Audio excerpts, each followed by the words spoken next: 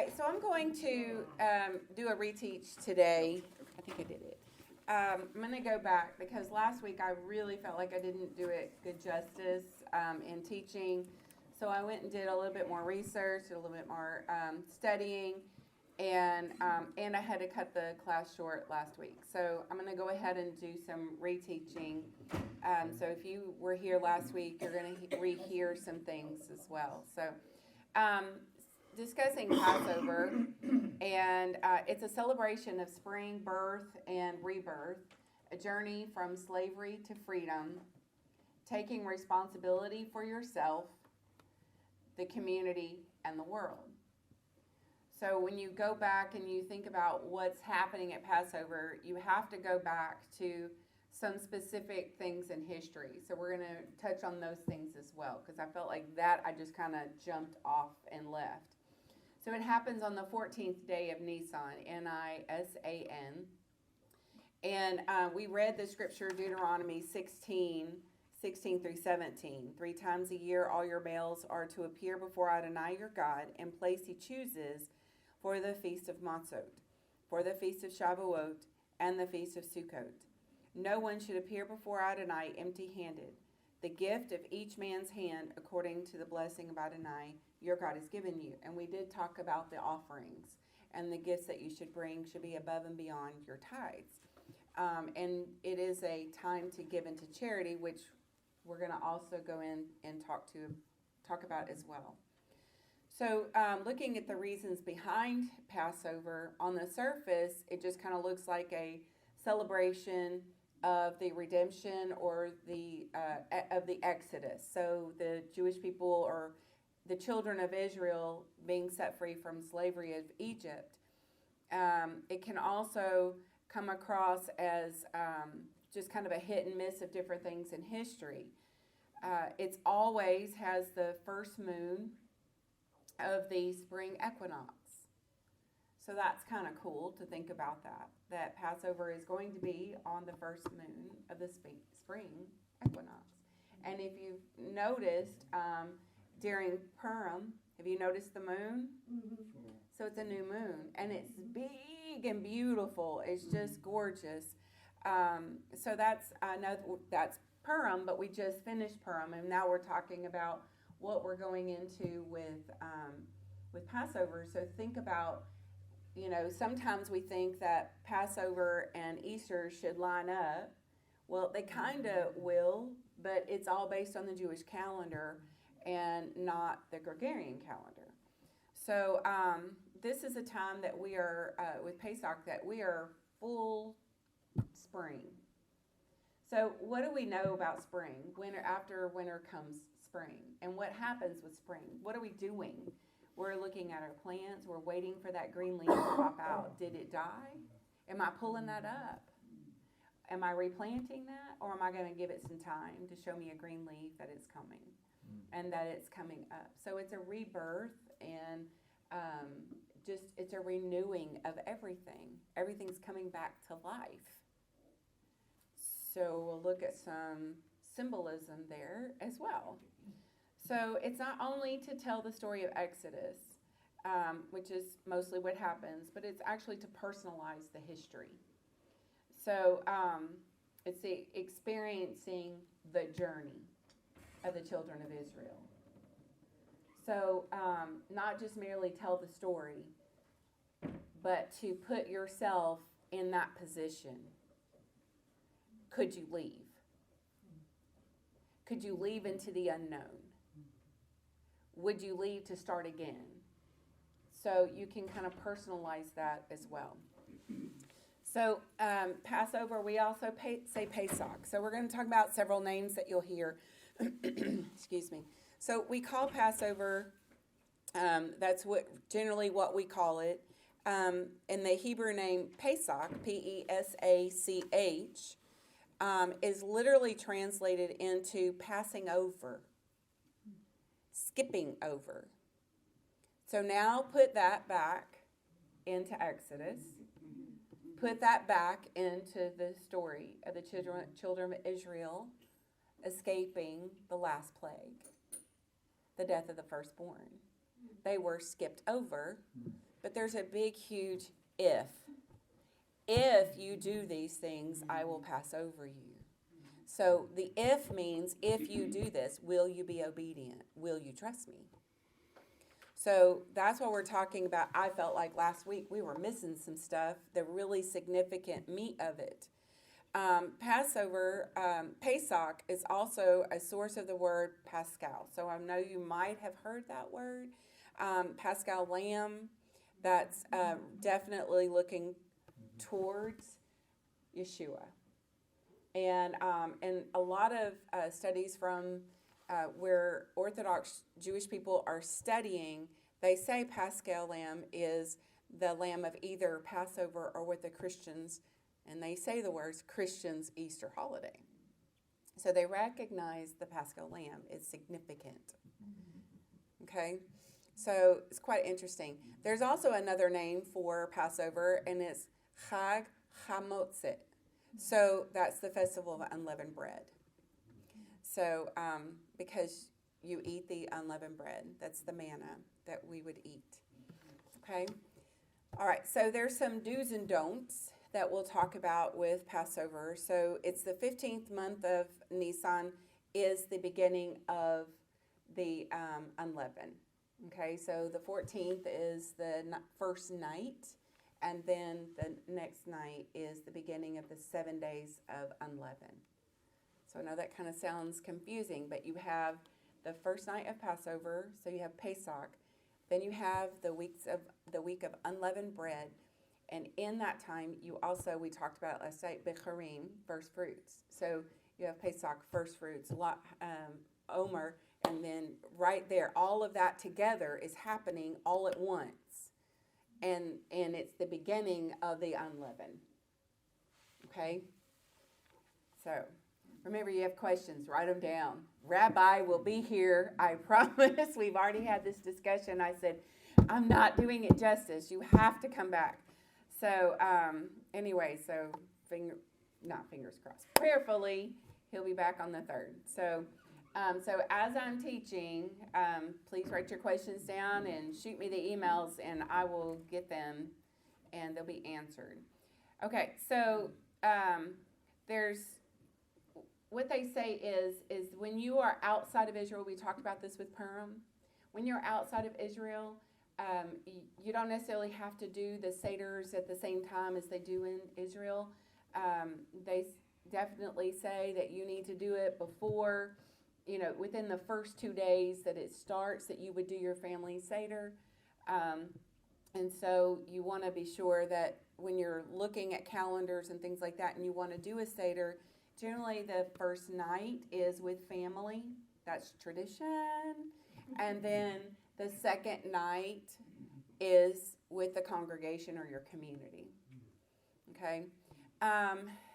So there are 2 commands that when we're dealing with this, as far as the do's and don'ts, the first is that you're supposed to eat matzah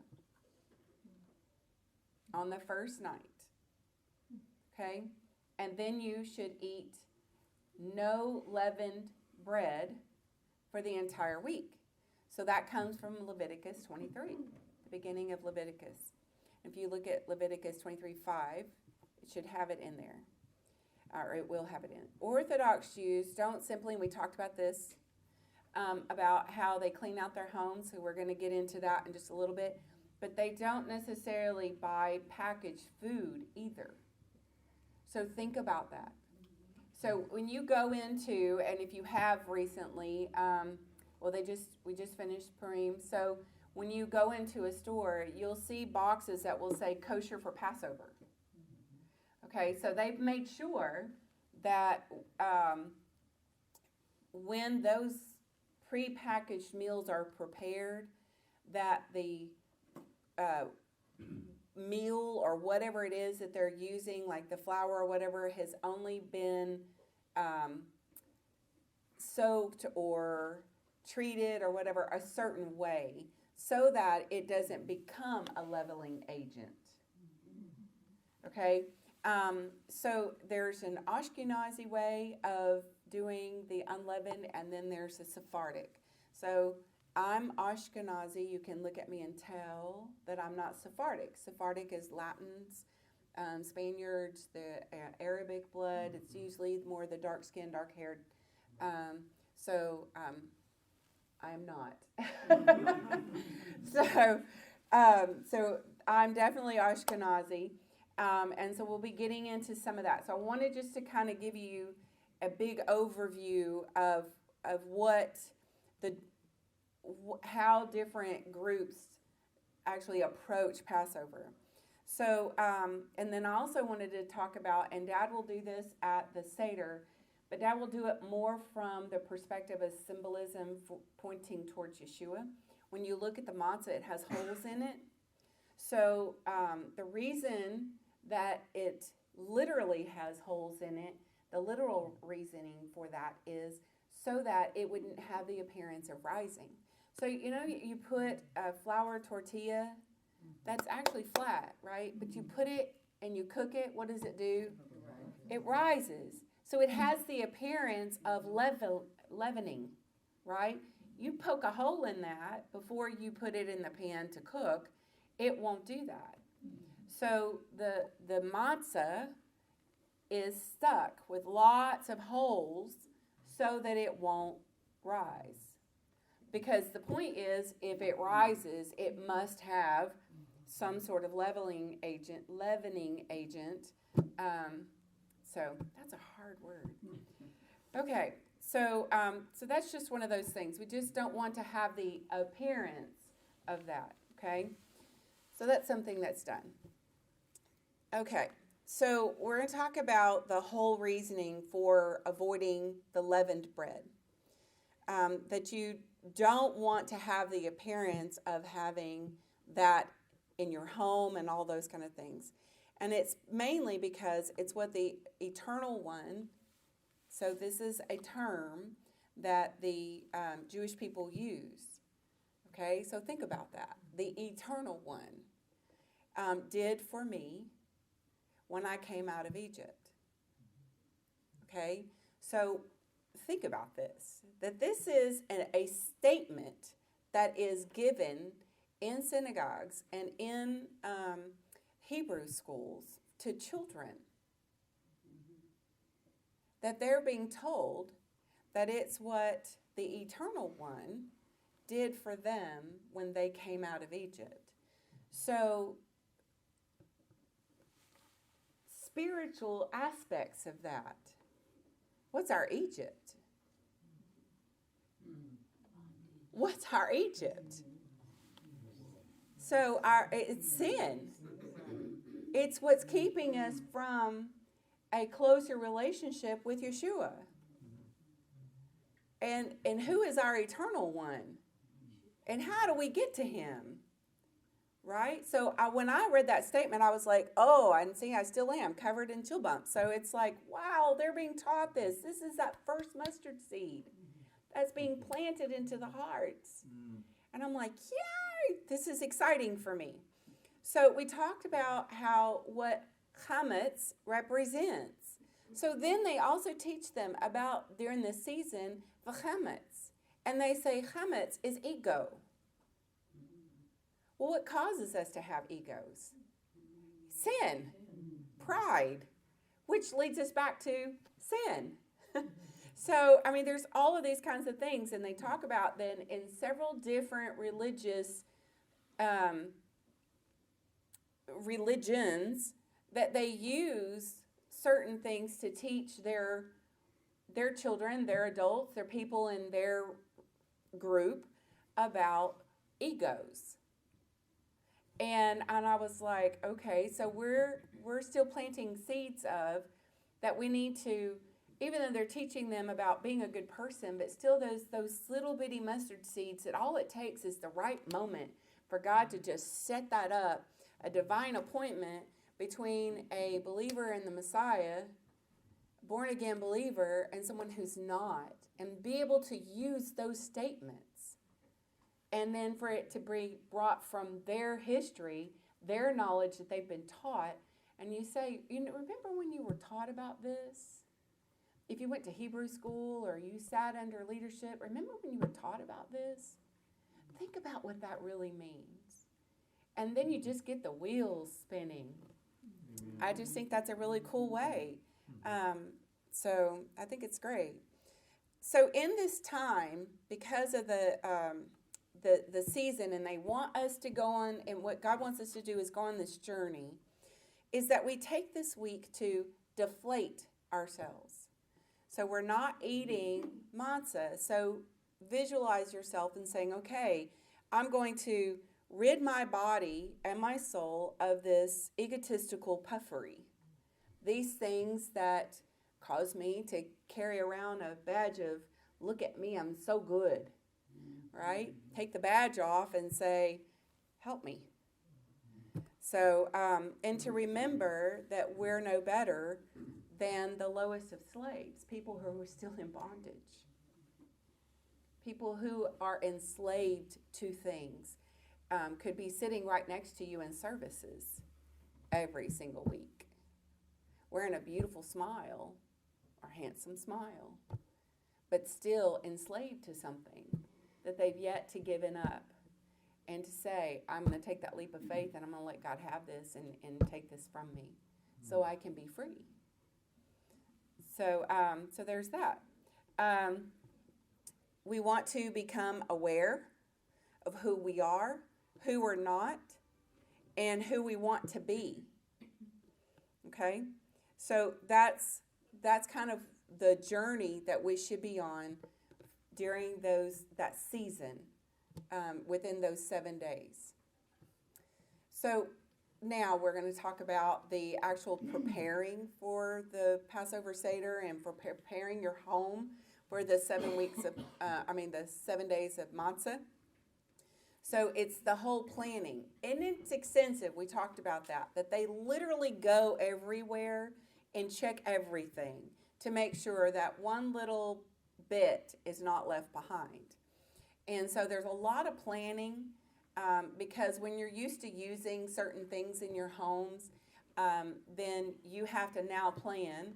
And if you've never done it before, and I will tell you, my very first time of preparing for Passover and the week of unleavened, to get that stuff out of my house, I was surprised what I had left.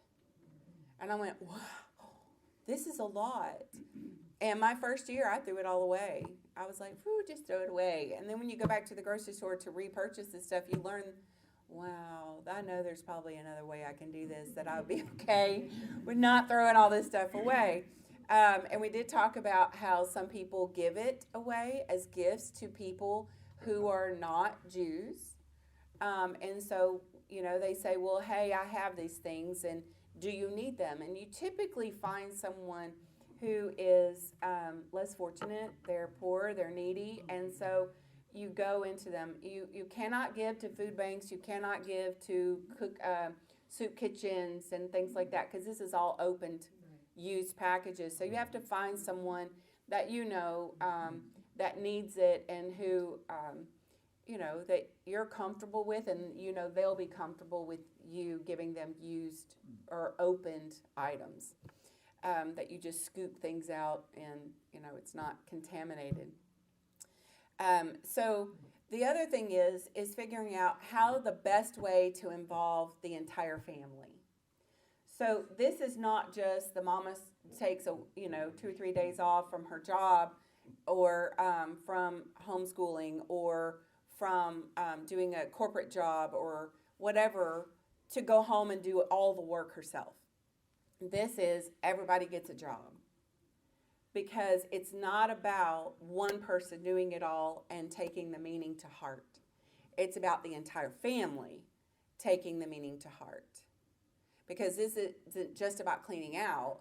It's about looking and the symbolism that goes along with looking for the chametz. So then you have discussions about, what did you find? Well, where did you find it? Well, what could that mean? And asking them to really analyze that process so that we actually participate in the journey of cleaning out. So this is, I think we mentioned this last week, the original spring cleaning. So way back in history.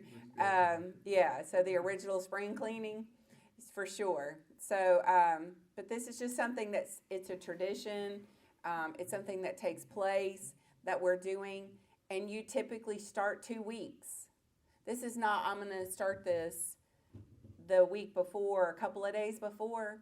It's a 2-week process of cleaning out so that you have time to walk through the journey of it. Because think about what was happening in Egypt. This just didn't happen overnight. It was a process. Them leaving was a process. And so there would be kvetching, the complaining, right? Yeah. So there will be that. So you're on the journey, and you're telling your little one, I need you, or, your grandchildren, invite them over and say, hey, we're going to get this house ready for Passover. They look at you like you've got 3 heads, and no, I'm going to go play. No, you're not. So, you get the grumbling and all of that. Why? I don't want to eat this flatbread. This stuff's dry, until you bring out the chocolate dipped ones, and then they're like, ooh, favorite. So, yeah, so there's that. So you just really want to have the entire family participate as much as possible. And so this, mom and dad showing an example of what it looks like and how to analyze it and how to think about it and spiritualize it. And always for us is pointing back to Yeshua. Every discussion pointing back to Yeshua and what he's done for us and what God did for the children of Israel. All right. So we talked about dealing with the leavening, and putting it in a room, tucking it away, closing the door, not opening that door, not going into that room for 7 days. I did find that out, and I was like, in your house, like there's a room in your house that you wouldn't open a door. I don't have that big of a house, so I can't really see that happening. And so I started thinking about different ways that I could put this, where could I put this? And it just doesn't work out in my house because I have a small home, so we go in and out of different places. And then considering that the unopened boxes or bags and things that you have, giving those to charity. The ones that are opened, giving them away to non-Jewish people or to people that need them. And the whole point is charity. So, all right, so let me talk about this. It says it becomes a tradition to stage an elaborate hunt. Remember we talked about this last week, that the father takes a feather? Okay, there's a little bit more to this, and so I kind of skipped over some things. I wanted to go back and grab that because this is the fun part. It becomes a game. And I didn't do a good job of explaining that last week. So you literally, everybody's either, nowadays we don't walk around with candles, right? And holding them up to things. We walk around, we've got flashlights now. So we're walking around with flashlights or candles if you want to stay in the tradition of the hunt. But the night before Passover begins, so not the night of, but the night before, everybody's got a feather.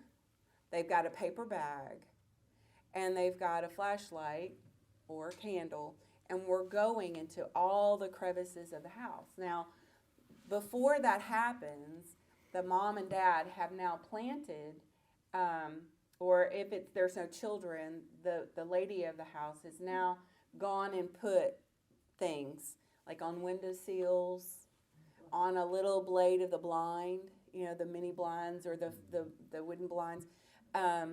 Just kind of put things in a corner somewhere, and so the point is to go find those hidden places, those hidden leftover chametz. So remember, we're relaying back to what chametz really represents. It represents sin, and so we're looking for those hidden ones, and so it becomes a bit of a game to holler out, I found some, and then everybody runs and they've got their flashlight and here comes the feather in the paper bag, and they rake all this stuff into a paper bag. And what is it So like flour or something, cracker crumbled up somewhere, just something for them to go hunt down. And so they put all of this in here, and then they do the ritual burning. So then the paper bag is burned. So there is that ritual burning, the ritual sacrifice. Isn't that fun? So I hadn't heard all of that before, but it is saying that we are getting rid of it and we are offering up as a sacrifice before the eternal one. Right? Just saying. There's lots of symbolisms here that we as believers in Yeshua can wait for that opportune moment that God says, go and speak this to this person. Their heart is ready. And you can ask the Lord to remind you of what you've heard, for you to remind them what they've been taught, that mustard seed that was planted. And it gives, that's the thing about it, is causing the thinking process. Yes, I was taught that. Wow, I didn't realize that it sort of looked like that, or it could have had this other meaning. So it's quite interesting.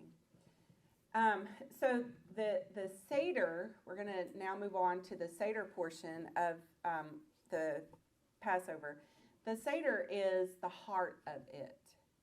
This is where it's a lengthy, we go through liturgy, we read scripture, we have responsive readings, and everybody should be involved.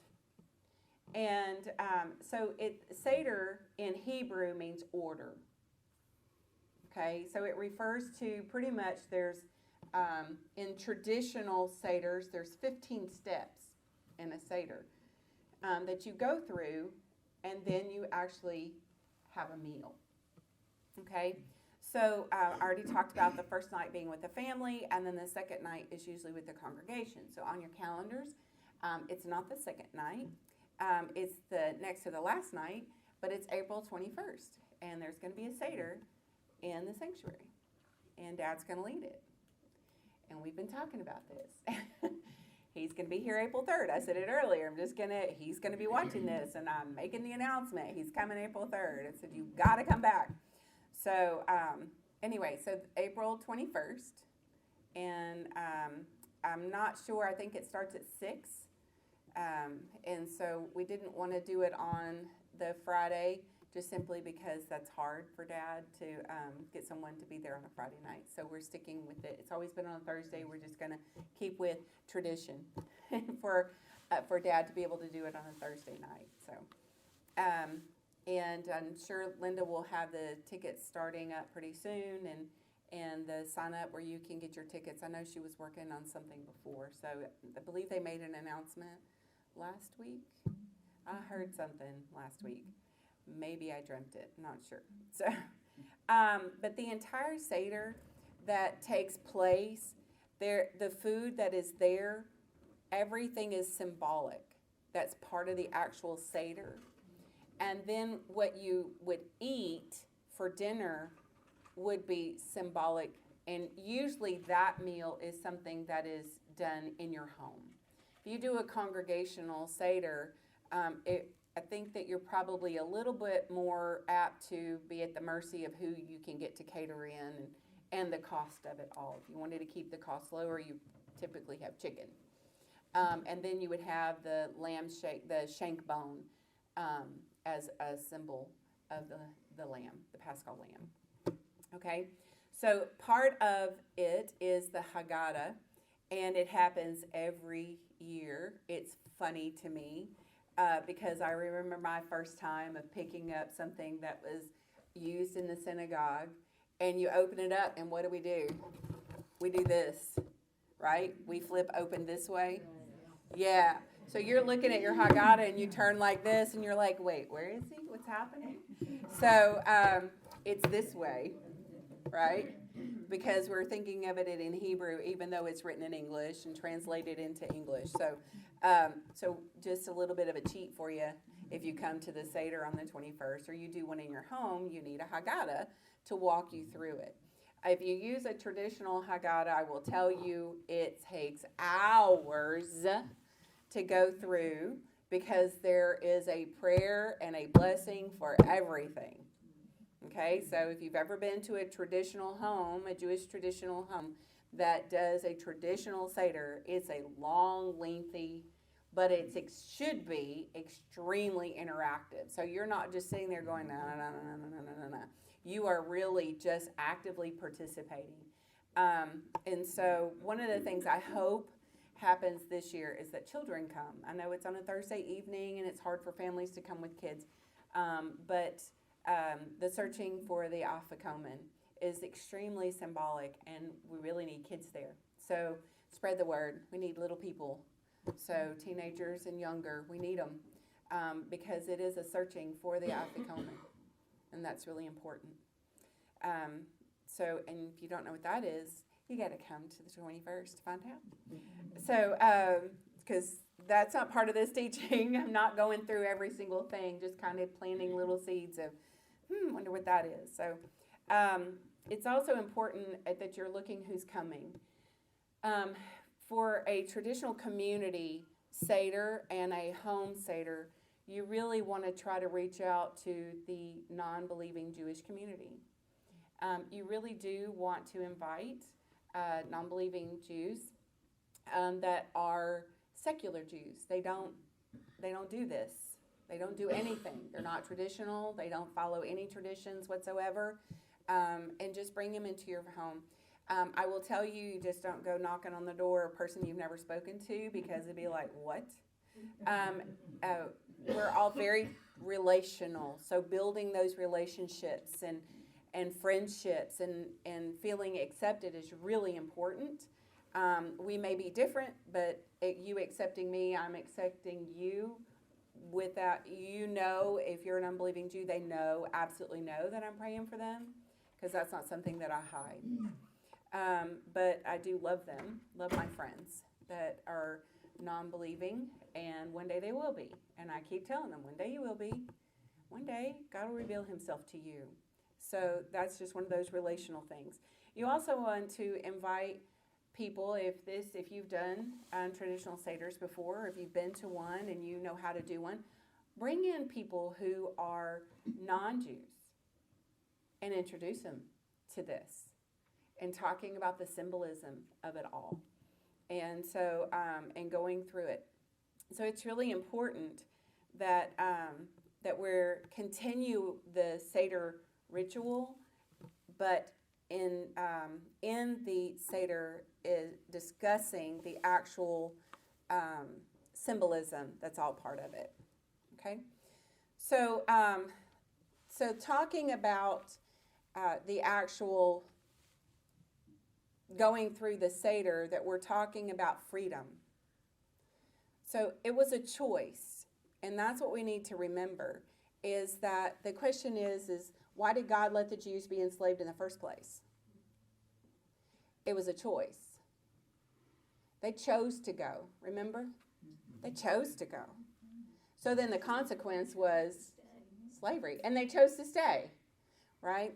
So when we're looking at this and we think about the problems for solutions to problems we have, we go into a situation as a solution to an earlier problem, which could eventually become another problem, that we move into another situation that is the solution, but then it becomes a problem. So it's how we address that place of being stuck. So I'm enslaved, I'm stuck here. So what do I do with that? So the important is to go through the growth process, the opportunities for growth. So realizing that you're stuck spiritually, what are you going to do about it? You're going to get unstuck, or you're going to stick around there? So one of the things, the book that we're reading with the ladies, is you're going to go over that mountain, you're going to go through that wall, or you're just going to stand there and look at it. So it's a process of being stuck. And you want to get unstuck. Us spiritually, absolutely. We want to grow. We want to become challenged. We may not necessarily like the challenge or the way that we're challenged, but God knows what we need to help us move forward. So the best way that we learn as humans and to evolve when we are stuck is to choose to move forward. We have to choose that over the enslavement. So think about this, that there is something that overwhelming happens, and then an opportunity happens that will cause an awakening. And we want to grow through that awakening. So you look beyond the old patterns, the old things, and the old belief systems in order to get unstuck. So there's that new awakening, the new growing process. Going back to what is time of year is Passover, spring. So it kind of all goes back. This is all about bringing life, the life of it all, the renewing, the rebirth of it all. So we as believers are constantly renewing ourselves instead of getting stuck. So when we're talking about the freedom to choose, so this is extremely important. So we can also look at what is it that we're being freed from. Freed from anger, free from hatred, free from the chains that bind our hearts. So we're looking at this from a place of narrow places, free from those narrow places, those things that cause us to have blinders and that we can't see over here of what's really happening. So we're looking for those places that are keeping us stuck. Freedom from the ability to make choices. So being stuck. So what we're looking for is a way to continue to grow and to get out of the enslavement of whatever it is that's keeping us in the place that we're in. And so take this back. What was happening to the children of Israel and to the nations that were there? They were all enslaved together. Jew and Gentile alike were enslaved together. They were stuck. Right? So they now have a choice. When the night that God told Moses to tell the children of Israel what to do with the blood of the lamb. And we're going to talk about that because the symbol of what it looks like, we're going to get to that. But they had a choice to be obedient through all of those times. There was the grumbling, we talked about that, the kvetching and all of that. But we get so used to a routine that we sometimes don't realize that we're even stuck.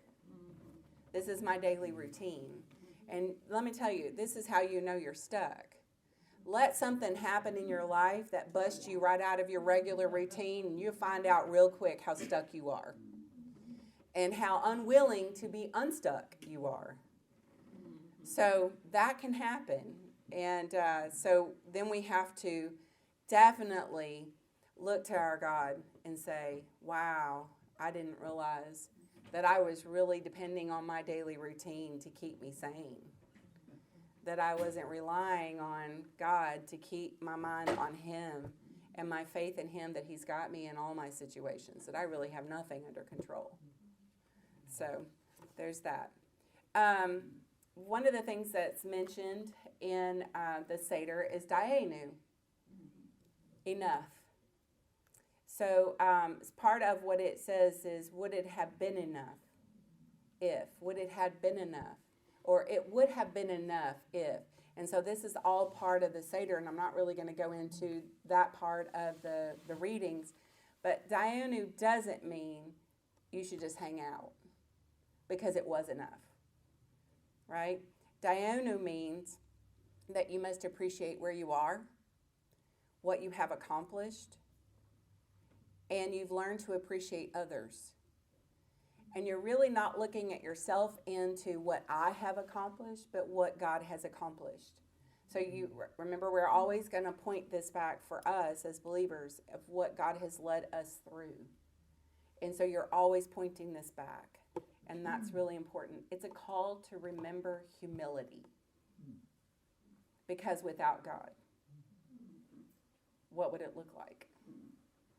And without God intervening and hearing the cries of the children of Israel and the obedience of Moses, and Moses who was not good in speech. So a lot of people read that in that he, slow in speech, probably stuttered. or had a speech impediment of sorts. He was an imperfect man, and God picked him. So it's not about how perfect you can be. It's about how obedient, how quick to obedience you can be to being used by God. So it's a call to remember and to humility, to be generous to strangers. Now, I can say all this stuff right now and say, oh, this is what we're doing during Passover, and there's other times in the Jewish traditions and feasts and festivals that God calls us back to be generous. But we should be generous at all times, asking God to give us divine appointments. It doesn't necessarily being generous with your checkbook, being generous with your gifts, your words, your kind words, your prayers, things of being used by God as much as possible. Okay, so we talked about giving to charity during Passover time. Tzedakah, I talked about that. So for what I have is we have a box, and you just drop coins in it. Well, around my house, we don't carry cash anymore. We haven't for years. It's rare that we have cash. If anybody in my house has cash, it's John, and that's because he hits up the ATM at work. And so, so that's when cash lies around. But what we do is we set aside, we think about what is it that we're going to set aside every day. So we purposeful when it comes time to setting things aside for the 49 days, the counting of the Omer. We actually set whatever we have aside, and we make that plan to set that aside. There are people who say, you know what, I'm gonna say this is how much I'm gonna give at the end. But then you're missing the point. What are you doing every day? And we got caught up in that a couple of times, that we didn't set anything aside every day, but we knew we were going to write a check at the end, because that's what you do. You go to the synagogue with an offering, and that's what you do, because that's the right thing to do. But that's not following through the whole process of counting the Omer. And so there's steps that you miss when you just say, oh, I'll do this, and at the end. So, they say it's not over until it's Omer. That's a kind of a, right? So, because you think, okay, yay, we're through we're now we have, because you literally have the first night of Passover, then you have first fruits, which is Bikurim. We talked about that last week. Bikurim, first fruits, Sifrat HaOmer, Leviticus 23, 9 through 15. And it literally means the promise to come. So I talked about that last week as well. The promise to come points to Yeshua. So again, going back to the journey. Okay. The waving of the barley, and in Messianic congregations, they wave the 2 loaves on the first night of the Seder. And at the end of counting of the Omer, they wave the loaves, the barley. And so it's representation of we are one in Messiah. We, Jew and Gentile, one in Messiah. So we talked about that as well. So Omer is 49 days, and you are literally counting the days. And in a traditional Jewish home, some may have little cards or something where they flip the card. This is day 1, and they say the blessing. This is day 2, and they say a blessing. And everybody sets something aside at the end of that blessing. So there's actual prayer that they pray every single night. And then they flip the card and set something aside. So some of that has fallen away. Those traditions have fallen away. But having children in your home and teaching them to count the days, that's really important. And we ourselves doing this as believers in Messiah, counting the day till he comes. Right? So at the end, we'll talk about this towards the end and how all of this is connected to Acts 1. So we'll get there eventually today. So counting of the Omer harkens back to an agriculture cycle. Okay, so the Israelites honored the spring harvest by waving barley also called Omer. Okay, so now you kind of know that connection. And on that day, they would consider doing that on waving the barley. Today in Israel, they do that on the second night, not the first night.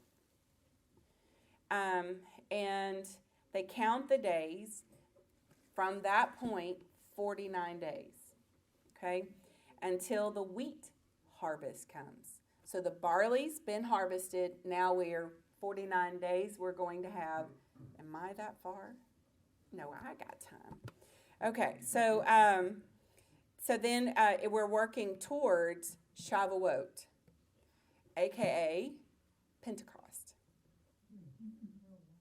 You see? Bing, we're like, wait, time out. So it's the waving of barley to begin the 49 days, taking us all the way to the wheat harvest. So the barley's already been harvested. Now we have the wheat harvest. That takes us right into Shavuot. So there's the agricultural calendar that is also part of this calendar that God has. So I just kind of look at that and go, wow, there's a lot more spiritual aspects of this. So we just keep looking at this, and we know that how long it took for the freed Israelites to hike from Egypt to Mount Sinai. And it became a tradition that the revelation occurred on the 15th day. And with this in mind, the Omer period reflects the nature of the journey from enslavement to freedom to revelation. Enslavement to freedom to revelation, where God revealed himself at Mount Sinai. So this is a statement that I've taken this piece from a Jewish teaching, and it says, curiously, the Christian tradition mirrors this 7-week journey, Pentecost. The descent of the Holy Spirit upon the apostles occurs 7 weeks after Easter. Some say, and they use the word Jesus, Last Supper was actually a Passover Seder. So it's not surprising that Pentecost occurs at almost the same time as Shavuot. So that is actually came directly from a book that is part of Jewish teachings of Passover. Wow. Right? So we're all like, do they never? Yes, they always mention Yeshua. They always mention Jesus. And they don't say Yeshua, they say Jesus. So just, there's been a teaching out there that kind of makes me go a little bit sideways about that. So about not using the word Jesus versus Yeshua, Yeshua versus Jesus. So it's a grain of sand to me. He knows who he is, and he knows who I'm calling on, right? So, all right, so we look at Luke 24, 50 through 53. Now, I'm going to summarize. This is not reading it directly from the Word. So Yeshua blessed them, and he departed. So while he was blessing them, he departed. He didn't bless them, then depart. I don't know. For me, that was quite significant. Because it's kind of hard to get sad or be upset at the same time of being blessed. So instead of them, watch them disappear, and ascend to heaven, to ascend to the right hand of his Father, he is blessing them as he is going. And I really feel like that's what we should be doing as believers, blessing as we go, coming in and coming out, blessing, and being a blessing. So right after he left, where did they go? They went right into Jerusalem, into the temple, and were praising God with great joy. So, they just busted through a gate, pretty much. So then we have Acts 1, 8 through 11. Again, I'm going to summarize. Receiving power when the Ruach HaKodesh came upon them, when the Ruach, Holy Spirit, comes upon you, you are now officially becoming his witness. Witnesses, we are. And it doesn't say just in Jerusalem. And so if you look at that actual scripture, it names places. It says Jerusalem, And then it names other places. And then the very last thing it says, the entire world. So it doesn't just stop within the borders of Israel. So it starts there. But it's saying take this to the world. So it's a job. So in this time of Omer, we are definitely taking note of ourselves and looking inward. There are some days, it says the first 33 days.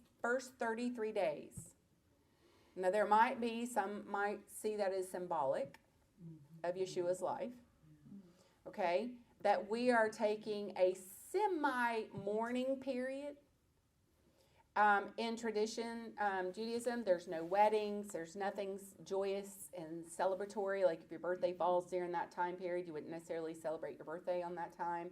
You would wait because it's a time to semi-mourn. So you're definitely looking into yourself.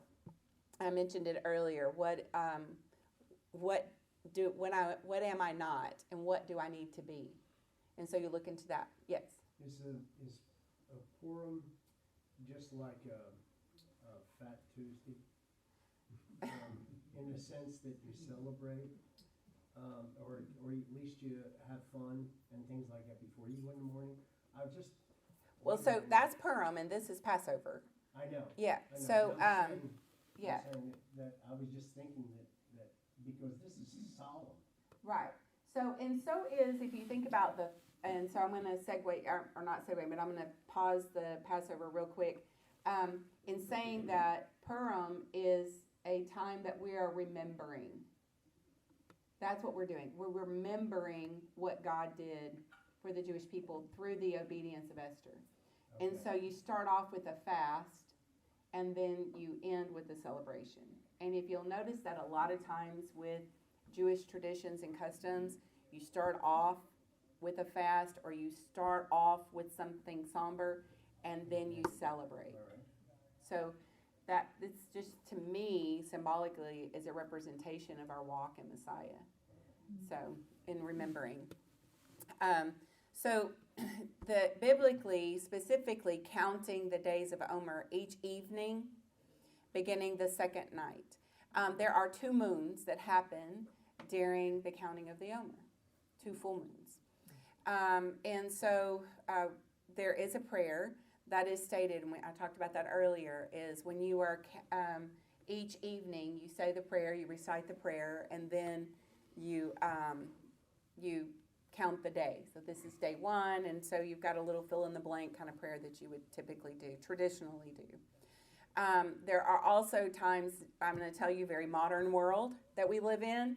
There are lots of devotions and meditations that are intentional, that are specific for during the times of inward study of yourself and asking God to dig deep. So those would be those times that you would say, I'm going to do this 49-day journey of devotional every single evening doing this. And so there are traditional prayer books and things that are available. There's lots of, if you Google devotionals or meditations for Omer, there's lots of things that will pop up. There are some synagogues, Messianic synagogues, that will create an outline, much like what Pastor does for January. So there's things that you focus on, scriptures you read, prayers you say over certain things and stuff like that. So it's kind of like that. So we're looking at moving from the focus on the natural world and thinking about the spiritual dimensions of it all. During this time in 1951, the Israeli Knesset, which is parliament, set aside the 27th day of Nisan, which is the 12th day of Omer, as Yom HaShoah. So that is the part of the remembrance of the Holocaust. And so it's memorializing the Holocaust at that particular time. It is definitely a day of mourning and remembering. And so that's the Yeah.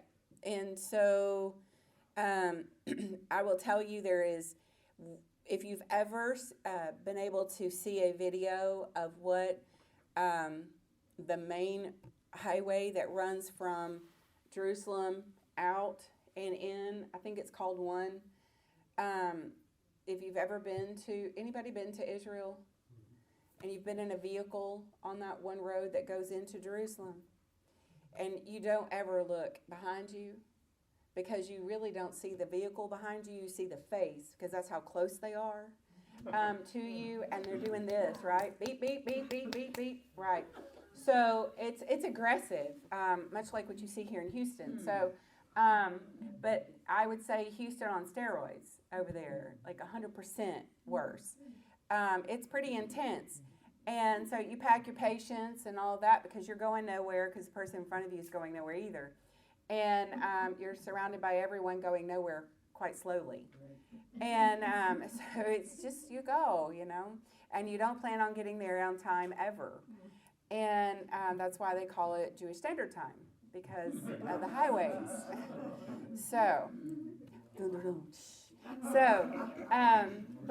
So anyway, we have, oh my goodness gracious, look at me.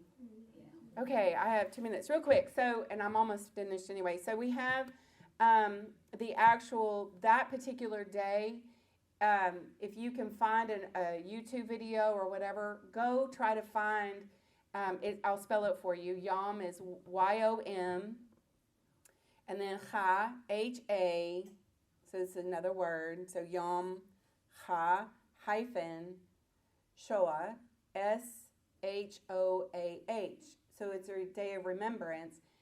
The entire nation of Israel stops, literally stops. If they're driving down the road, they stop. And a lot of people get out of their vehicles, and it lasts for 1 full minute. It's 100% silent. And it's like everybody stops at once. And all it takes is one person to realize, whoop, there it is, boom, stop. Then so is everybody else behind them. And it's quite beautiful. And so it's just a shared moment of silence remembrance. Then we have on the 20th day of Omer, so you get another break of that. The 12th day is not really a break from the solemnness, but the 20th day of Omer is actually Israel's Independence Day. So that's a huge celebration. So you can imagine what it's like. So we go from the 12th day to the 20th day, one being solemn and one being a huge celebration. So, and then on the 33rd day, which is called Lag Omer, is it's a respite from mourning. So this is the time they say that the manna actually fell from heaven. So this is all celebration. Sometimes they have weddings set on that day. And I think I said this last week that the 3-year-old boys get a haircut. So that's their day.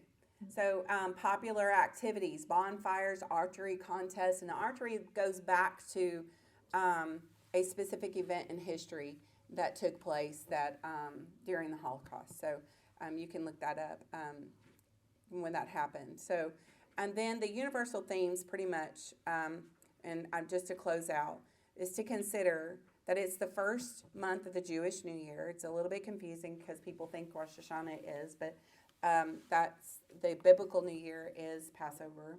It's a beginning of spring. Remember, it symbolizes the reawakening of the natural world, speaks to the human spirit to be renewed in hope and possibility. The natural world is freed from the constraints of winter and leads into an opportunity of new expression. And then, therefore, you take that back to a spiritual aspect, that our reawakening is also universal, and that we hope to gain and avoid repeating the same thing we've been doing year after year. So, and that's it.